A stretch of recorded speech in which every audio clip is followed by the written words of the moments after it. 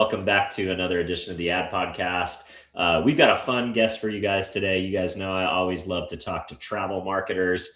We've got Dan Fernandez, who's the Vice President of Digital Marketing and Strategy at Concord Hospitality Enterprises, a leading U.S. hotel management and development company. He's a recognized leader in digital marketing, branding, hospitality strategy with over 15 years experience in the luxury and lifestyle segments. He has led high-performing teams at top agencies and shaped digital strategies for iconic properties like Hotel Del Coronado, the Broadmoor, the Breakers, Rosewood, the Standard, and Montage brands. Dan champions innovation, fosters passionate talent, and serves on marketing advisory boards for HSMAI, Hilton, and Marriott. In 2025, he was honored as one of HSMAI's top 25 extraordinary minds for pushing boundaries in digital engagement and hospitality marketing. And he holds a Bachelor's in Business Administration and Management and Marketing from Florida Atlantic University. Dan, thanks so much, man. Appreciate you coming on. Dylan, thanks for having me. I appreciate you taking a little time. Same thing, for those that are listening, and look forward to chatting. Yeah, I love it. Well, we love talking hospitality and travel, as the economy has its ups and downs. The one thing that seems to be continuing to be hockey stick to the left is travel. People, millennials and Gen Z, we talk about this K-shaped economy, but the people would rather go without food than go without travel is what we're finding, in this market. So even as things become a little bit compressed, travel is still, hot and at the top of people's minds. But I know I walked people through a little bit of cliff notes there, but, would love to learn a little bit more about you. Where'd you grow up? And we know where you went to university, but what got you excited about joining the world of marketing and advertising inside of the hospitality and the hotel space, specifically the Lux category? Yeah, absolutely. So grew up in South Florida, in Delray Beach, Boca Raton area. Lived there most of my life. Ended up now in Raleigh. That's where Concord's corporate headquarters is. Moved here about eight years ago, and based here with the company since I moved. Growing up in South Florida, it's a very hospitality, tourism-driven market for the most part. So as a kid, getting to I always loved going through airports and exploring a hotel. There was just something really exciting about that to me. So I just always somewhat had an affinity for hospitality. I mean, this might come off a little obvious, but the people in hospitality, they're also very hospitable, genuine people. Like getting to work alongside those types of folks every single day. And doing hard work for them, that just makes it that much more fulfilling. A lot of the work that I do, that my team does, is for those folks on property, the general managers, the director of sales, the people that are ultimately running the hotel, and those folks are really passionate about their hotels, and so that's a big reason why I love it. Now, how I got into it was a little lucky. I'll say my first job out of college was an internship with Zimmerman Advertising, which is a large agency in Fort Lauderdale. And I got to work on a lot of different clients while I was there, everything from White Castle to Pep Boys to George Foreman Grills. But one of the clients was Atlantis in the Bahamas.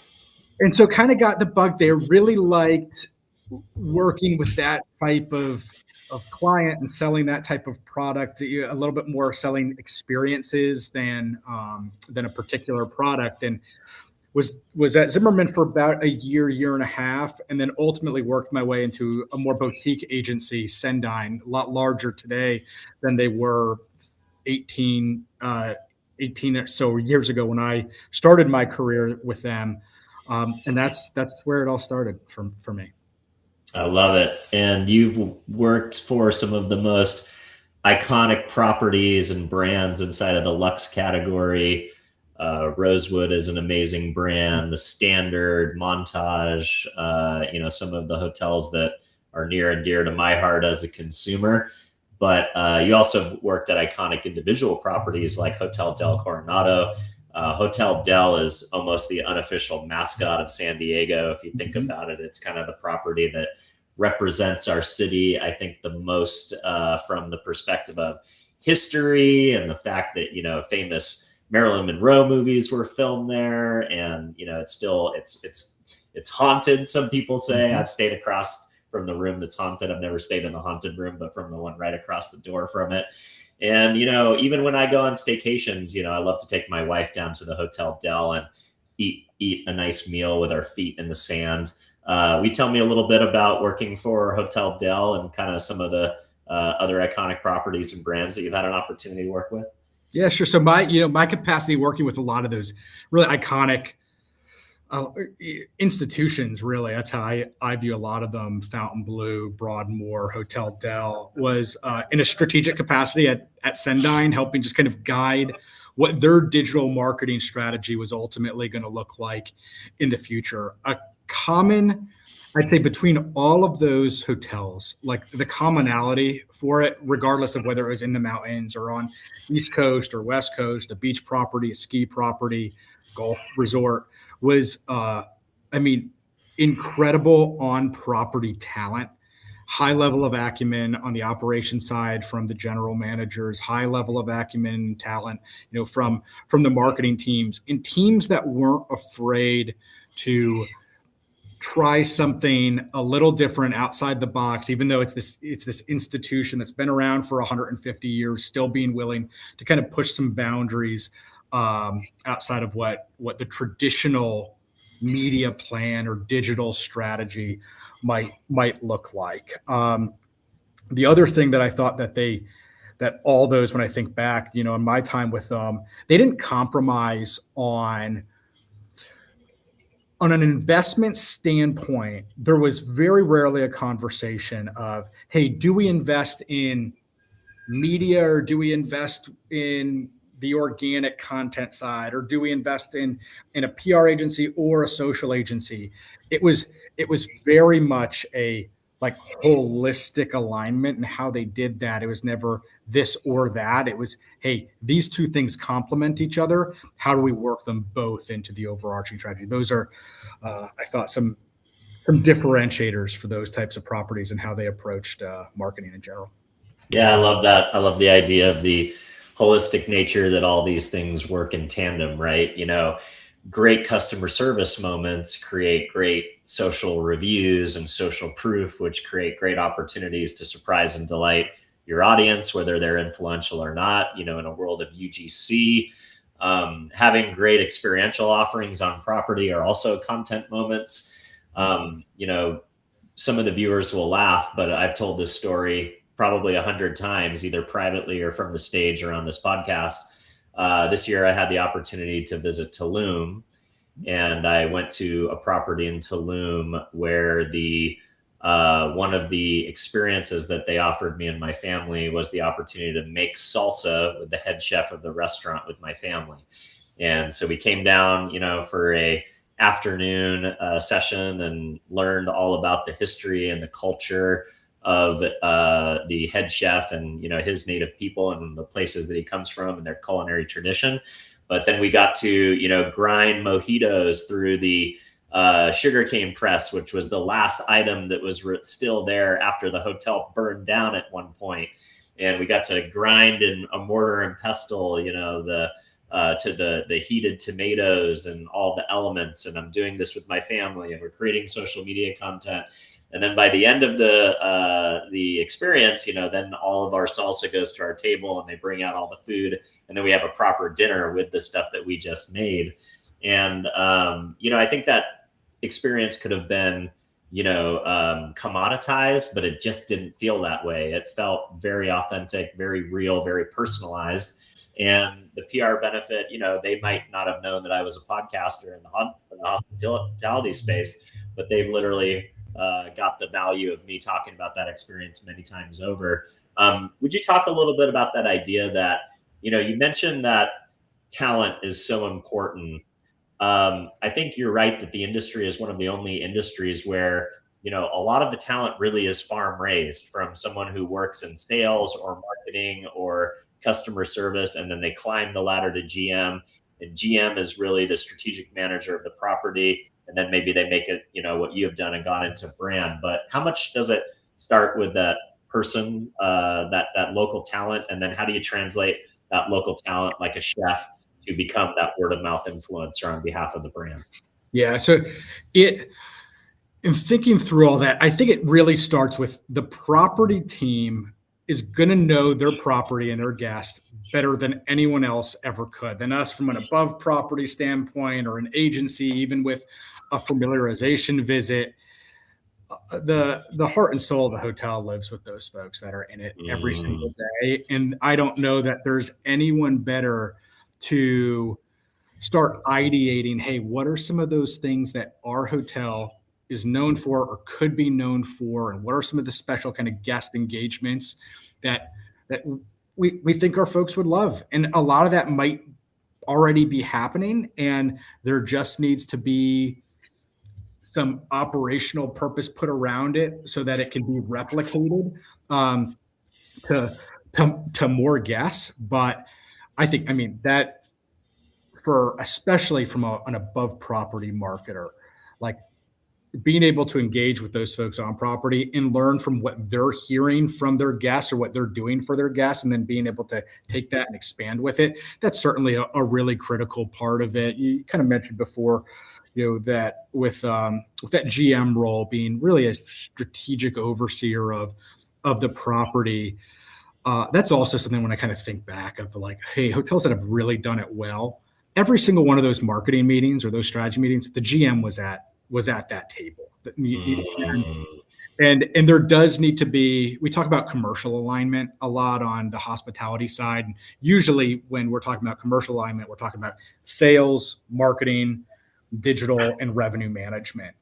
Um, Operations needs to be a big part of that as well. One, because they're typically the ones that are executing on a lot of these activations and these marketing ideas, and their teams are executing on it. But also because, and you'd mentioned like the guest experience and how that's communicated out ultimately through guest reviews. Usually, that's a major engine that drives the storytelling and the marketing for the hotel. I mean, we've done studies internally. We have about 150 properties, and we did a correlation study, and we looked at a lot of different data points. And two of the data points that had the highest correlation with each other was the online guest reviews and RevPAR index, which is kind of That's wild. performance metric. And what we ultimately saw, it sounds so obvious, but it's really nice to see it in data, was that if your hotel, the guest reviews online, if you're below a 4.0 out of 5 stars, your likelihood of making your fair share with your RevPAR index was single digits. If you're in a 4.0 to 4.2 range, it was about 60% likelihood to have a 100 RevPAR index. And if you were north of a 4.3, it jumped all the way up to 80%. So there's just this wildly close tie between what people are saying about your property or your restaurant online and how that is impacting the bottom line. And so making sure that guest experience, like that's a major marketing tool in how that's being received and how people are communicating that.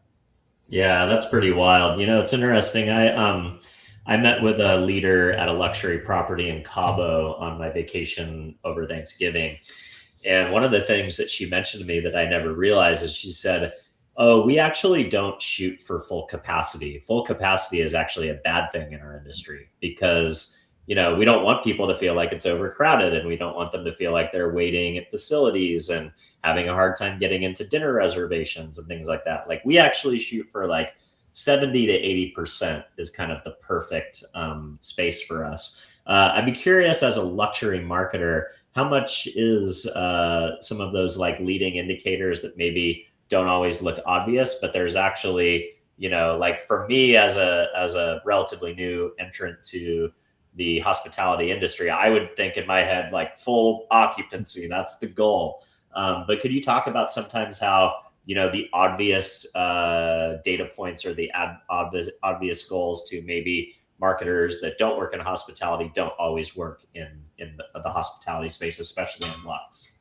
Yeah. So that one's interesting with the 100. If you're running 100% occupancy all the time, that's a lot of wear and tear on the actual property. So what ultimately happened, and it also, I don't want to say if you're not appropriately staffed 100% of the time, it also burns people out. Right, Mhm. housekeeping and front desk and kind of the churn and burn there. So what's really interesting about that is it's that can be a negative cyclical cycle in that you've got heavy wear and tear on the property, especially somewhere that if it's kind of a coastal resort where you get a lot of saltwater intrusion and things like that, which exacerbate it. And then what happens is your your product is not quite as fit and finish as it should be, and that affects reviews. And then those reviews compile, and you get less. And it's kind of this negative long term effect that it's really hard to come back from if you're kind of mismanaging some of that. And then what ultimately kind of happens too is if when you start to see that decline, you might drop rate, and then you're getting a clientele at the hotel that doesn't align with what your ultimately long-term clientele that you're trying to get to, and you kind of slip down into say an operational model that you don't really want to be in. So, that's actually a really interesting point that she made. That hey, she knows her sweet spot. It's around 70%. Mhm. She knows that and she operates against it. So that's a to have an operational leader or Jim that kind of understands their hotel and the roadmap to success and what that means from not just an occupancy standpoint, but an ADR standpoint, and what it means to their their employees and the service that those employees can give, and kind of what's the right fit there with the staff to guest ratio. I love it. I would love your comment on, so obviously we've had this moment in Mexico, right, with geopolitics. Geopolitics is something that's at play, almost it seems like every week, fortunately or unfortunately these days. How do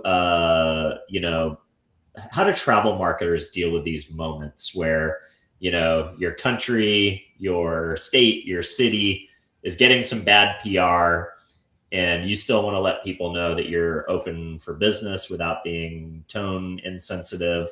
But like I have a friend right now who lives in Puerto Vallarta, and he's posting on Facebook every few minutes like, "Hey guys, never been a better time than now to come to Puerto Vallarta.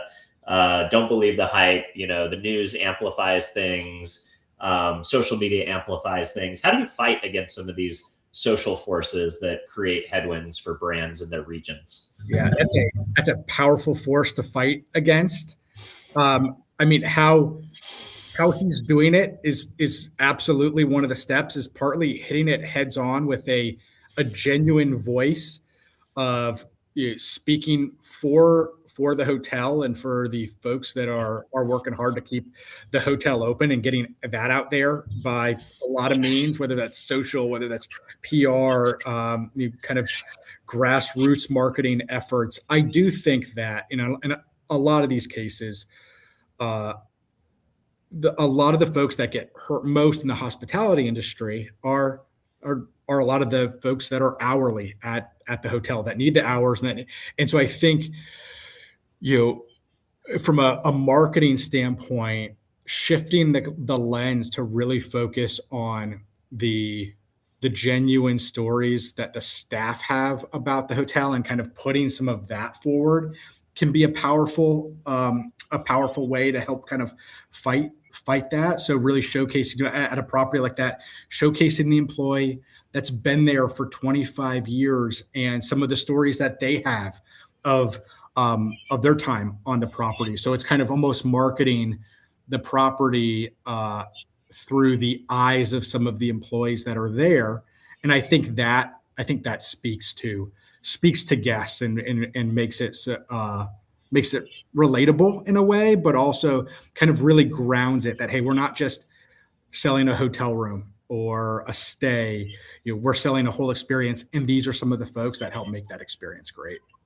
Yeah, I love that. I know that definitely worked for me in kind of the post Maui fire season. At first I was like, do I really want to go to Hawaii right now with all of this, all of this stuff? And then there was kind of like a little bit of like some locals were saying, please come, we depend on tourism. Others were saying, stay out. You didn't know what voices to listen to. But ultimately, when I feel like some of the travel brands who brought their employees in and that kind of customer centric storytelling of like, hey, here's the impact that your dollars have on the bartender, the housekeeping person, the server at the restaurant. I think that made consumers who might have felt guilty or whether it wasn't going to be a perfect situation a little bit less apprehensive. Mm-hmm. I I mean, being love that. invited to the hotel essentially by folks that work there and that are passionate about what they do and about where they work, that's powerful. I love it.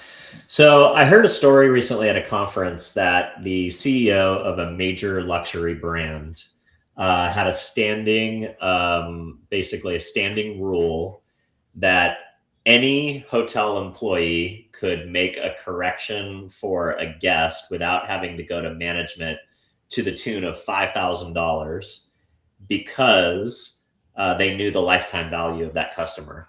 So a great example was a guest lost their wedding ring at this particular brand out on the beach, and then the staff went and bought a metal detector and spent the entire afternoon and evening finding the ring, and they found it, and then they returned it to that guest, and that guest would most likely remain a very loyal member of that brand, probably into eternity. How important is it for a brand to really, we talked a lot about the boots on the ground, the product is the people. How important is it to also empower your people from a storytelling perspective, from the perspective of being able to make monetary decisions in real time that will affect the bottom line, but build brand recognition through these types of stories and longtime customer value? How easy or hard is it to empower the front line to, be able to storytell, make customer service decisions without having a lot of red tape? Yeah, I mean, it takes. It's kind of a balance. I think it's the answer is it should be easy because you should trust the people that you hire and you should entrust them to make these types, give them the agency to make these types of decisions. I'll say that example reminds me a lot of Ritz-Carlton and a program that they have. I mean, it's a big reason why Ritz-Carlton has the reputation that it has today and has had for a long time is something very similar where that brand gave their associates the agency to do something very similar. I believe in that case it was to the tune of about $2,000.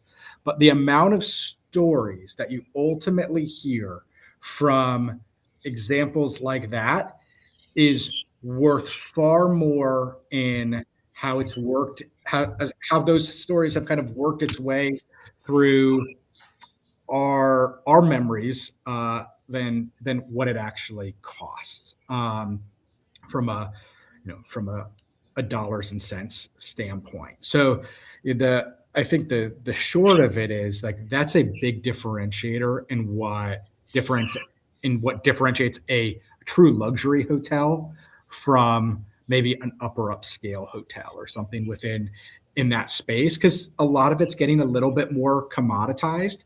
Is the difference in the guest service and the customer service and the personalization to a degree that's happening on property.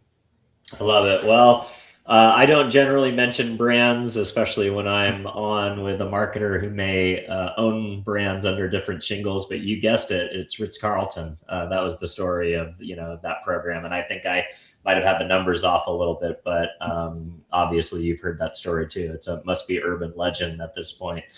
So you serve on advisory boards for HSMAI, Hilton, and Marriott. How do being part of these larger kind of advisory collectives, thought leadership, how does that help influence your day-to-day thinking? And are there any emerging trends that you are seeing that hospitality marketers should be preparing for the 2026, 2027 cycle? Yeah, honestly, one of the I think most valuable parts of sitting on any board, but from my own personal experience in those ones, is the kind of, I'll say, collective networking that I get to do with peers at competitive companies, and getting a chance to, in a way, build my own personal advisory board for when I've run into an issue that I haven't dealt with before, being able to pick up the phone and have a collective of folks that I can bounce ideas off of. For at least any up and coming marketers, that's certainly something that I would recommend, is kind of building your own advisory board. But as far as looking out at what the landscape might look like over the next five years, there's the low hanging fruit, but it's important of talking about AI and how that's ultimately going to impact everything. I mean, it affects us from a customer journey standpoint, and that guests are going to find our hotels in a different way tomorrow than they do today. And how we position and how we market our hotels to take advantage of that, or at least put ourselves in the right positioning for that, is critical. We've already seen, well, when we look at, I'll say, referring traffic from AI and from large language models, it's still in the single digits. It's still not massive, but it's growing 3 times year over year. And at the trend that it's on, it's going to get into the double digits, maybe towards the end of this year, next year, and it's likely only going to extrapolate pretty quickly from there. So we talk a lot about that, if not in every single advisory board meeting. AI is a topic, and it's both how are consumers using it, how are the brands adopting new, I'll say, technologies and internal processes to leverage it. Us as hotel operators, where we're operating hotels either independently or on behalf of brands, how are we using it internally? So Concord might not be going to the Expedias or the Googles of the world and trying to connect directly with them on AI, but we need to ultimately leverage it within our own workflows and things like how do we use it to help design a more optimal labor model? How do we use it for large data ingestion to do correlation studies, to upload large amounts of star reports or P&L data to uncover maybe some shifting, unobvious trends there? How are we using it to just make ourselves and our employees be 5%, 10% more efficient? That compiles and compounds very quickly. And then there's us putting pressure on the technology partners that we use, or I shouldn't say put pressure on them, but utilize partners that we see are kind of future-proofing their own tech stack and their own programs with AI.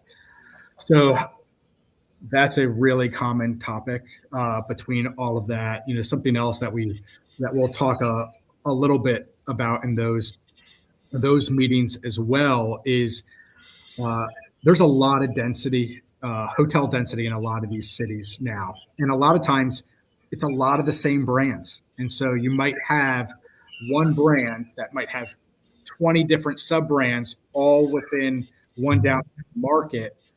Okay, like that kind of creates some issues in itself, but how do we make sure that our hotel gets its face there? So we talk about things like that as well.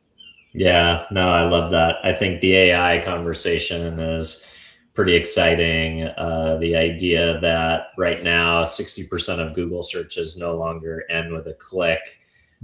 Some people think that's scary. Some people think that's opportunity.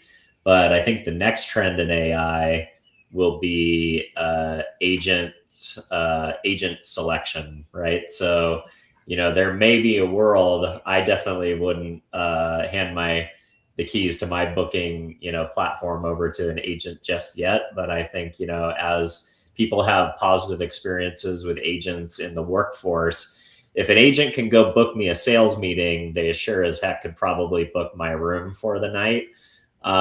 So as people kind of have these professional experiences with agents, I think they'll become more trusting. And how do you make sure that your property is the one that shows up as the best potential option for a consumer as his agent or her agent dictates so, is going to be an interesting world to move towards. It is. And in going a little bit, I think into that. So we have three different AI committees within our own company. We have kind of an overarching steering committee that's really dedicated towards governance. I'll say governance, innovation, and making sure that we innovate safely in the AI space. Then we have another committee that we call our field committee. It's made up of GMs and sales leaders and HRDs and folks in F&B that we're really leaning on to leverage best practices of getting AI tools in their hands and then seeing how they ultimately utilize it, take it back, kind of assess, okay, can we roll this out as a larger initiative? And then we have a AI committee that's dedicated toward training and advancement of making sure that we're putting out proper training to all of our folks to make sure that they understand it and that they learn it. So we're pretty heavily invested on the agent side. I think it's incredible. We've done a couple of custom agents that we've done internally, and one on the marketing side that I'm really excited about that we're rolling out more is we've created custom agents for I'll call it our soft brand or our independent hotels, and we essentially upload all of the brand materials, social media pages, websites, the colors, fonts, typography, brand voice, brand pillars into one agent. So that agent understands that hotel to its core. It knows the right brand standards, but it also knows the brand ethos. It knows what makes this brand unique, and it knows the backstory to that hotel. And it is an incredible marketing ideator for that hotel. Any marketer or marketing manager can now go into that agent and start going back and forth with it to create marketing ideas. And the output of it's on brand, it's quick, it can actually develop the collateral to a degree. It needs refinement, but it develops the collateral that's also within the right brand voice and brand colors. We've had a lot of early success with it and a lot of great ideas that have come from using an AI agent that's custom built for a hotel. It's one of the things I'm most excited about doing more of, I think, this year. Yeah, that's pretty exciting. I haven't quite found an agent that can foot the bill in the business development world yet. I'm still crossing my fingers, but as of now, I don't want to contribute to the spam cannon. So, all right. There's another really interesting trend that I think is worth noting in the travel sector that I've been seeing. Last year there was a lot of conversation around the experience economy. Now there's this new thing called the transformation economy, where basically people want to have eat, pray, love moments tied to their travel. They don't just want to go on a great vacation, have great meals, have great experiences, but they actually want to come back somehow impacted, whether that is doing something that's incredibly hard, like going on a hike or doing a race or doing something that challenges them in some way. They want to expend and experience local cultures and come away like they feel like they know a different part of humanity in a better way. They're looking for their own eat, pray, love moment that was so well illustrated by the Julia Roberts character, all those years ago. And I feel like that film still holds up. How are you guys? Have you identified the transformation economy as a trend, and are you guys thinking about it in any way? Yeah, and I think that whole kind of experiential aspect of hotels we've talked about it for a long time, and I think we've just gotten a lot better on executing it, on being able to tie it all together into kind of a singular experience and story. I mean, that's any luxury hotel, any soft brand hotel.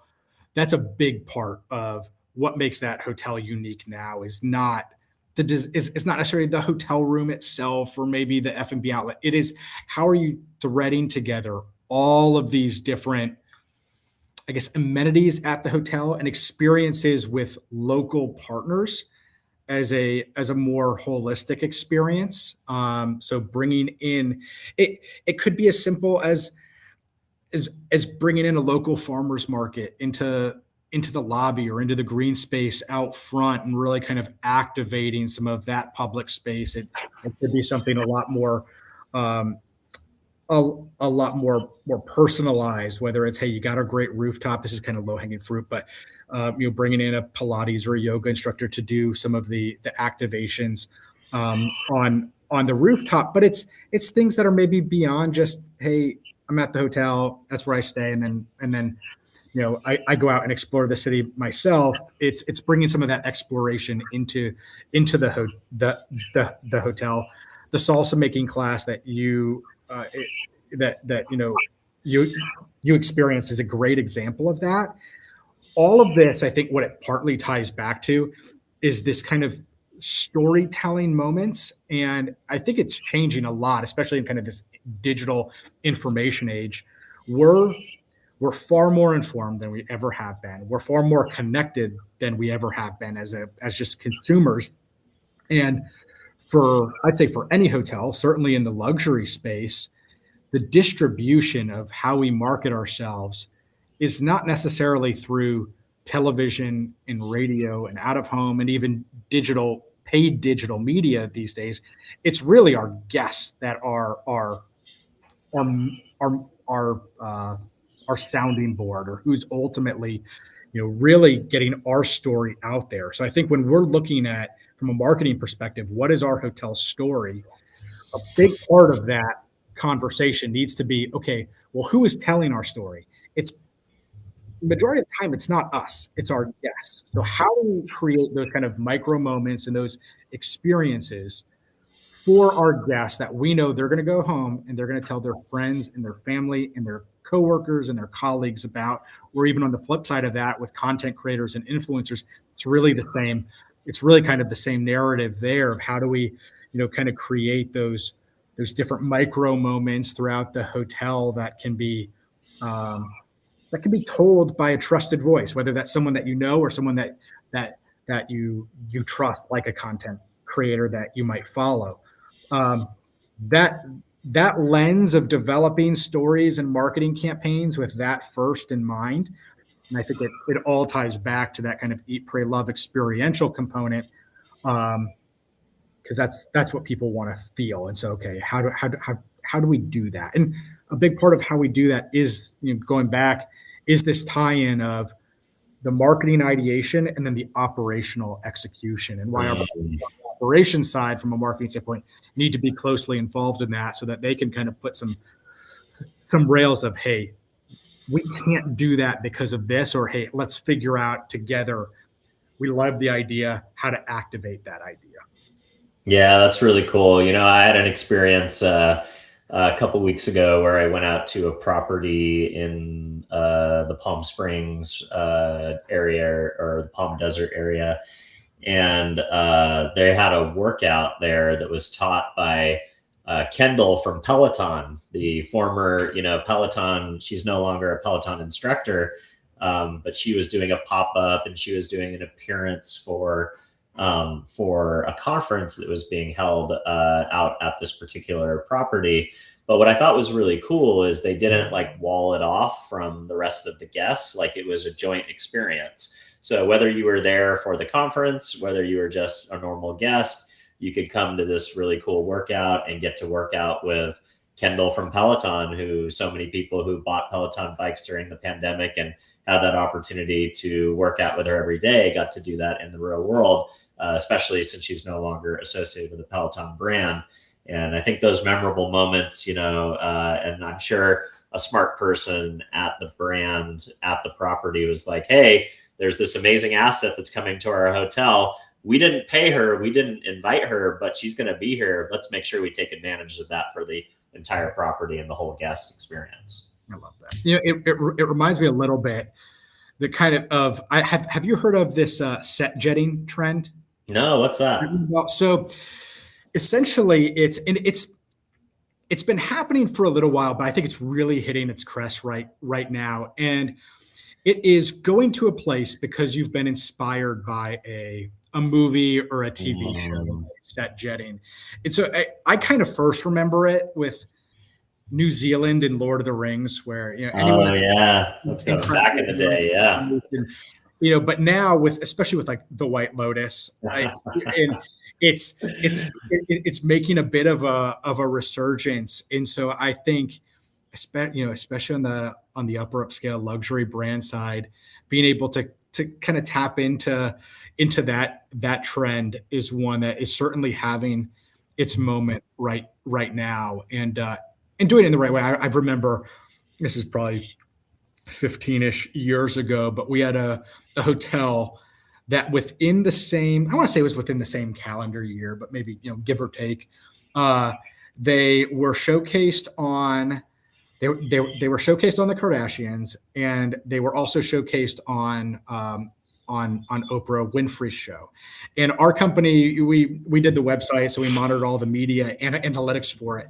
Massive spike in traffic, in interest, and no bookings, no additional bookings from it. So I think Wow. also, yeah, which was, we were very surprised, that great PR, all this, and it ultimately didn't end up resulting in any revenue. Now, would they have done it again? Probably, because it's a lot of just great awareness for it. But it's one of those that also making sure that as a hotel, you're being thoughtful and mindful of kind of your who you're partnering with in that respect, and who that audience is, and just making sure that there's a really strong connection there. I think that's great advice because, just because you get placement in a PR moment with a celebrity or even a cool show like Oprah Winfrey, if you're not in the contextual mindset of a traveler when you're watching that content, it might be irrelevant to your travel making decisions.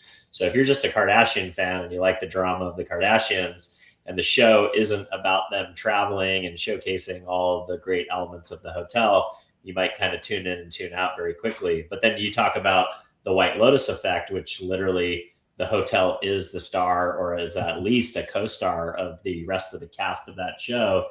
You are literally getting soup to nuts, the entire experience week to week, and all of the things that are in and around that. So it really is contextually relevant to the traveler because they're engaging in this really exciting drama and this really fun storytelling motif, but they're also being exposed subliminally to all the elements and all the features, whether it's culinary, spa, beach. It's way more, I think relevant to the travel experience.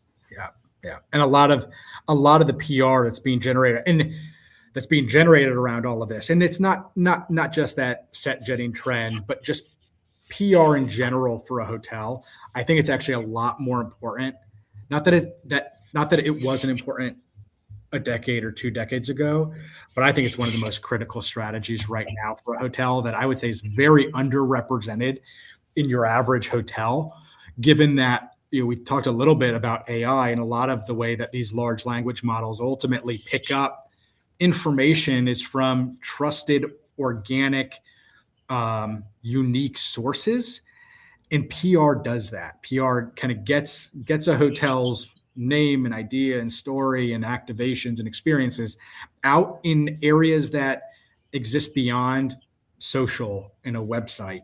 And so I think there's this really, I think one of the most frequent questions that I probably get asked recently is, hey, how does my hotel show up when I search for this in ChatGPT or in Copilot? And one of the core answers of that is, hey, we need as much organic content out there about our hotel as possible, and PR is a great way to do that.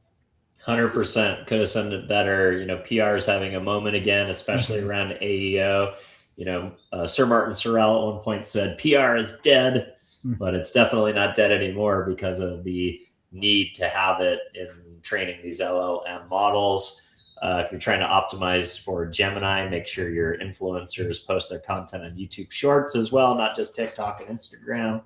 There's all sorts of also writing in a shorter, snippier way, because AI costs money, and AI searches that cost less money, that require less tokens, ultimately get more distribution because it costs these LMs less dollars to produce those results. So writing in a concise way, and a academic way, because they were also trained on academic journals when they first started. So lots of tips and tricks that continue to emerge from the AEO optimization space.